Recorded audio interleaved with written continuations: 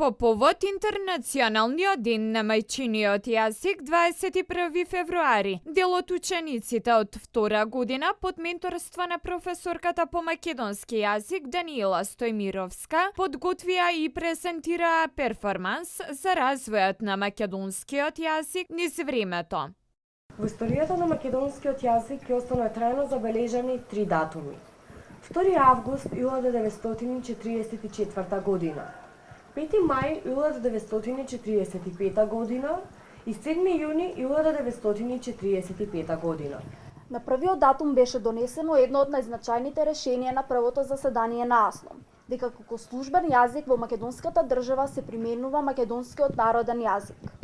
На вториот датум во весникот Нова Македонија беше официјализирана азбуката. А на третиот правописот на македонскиот литературен јазик.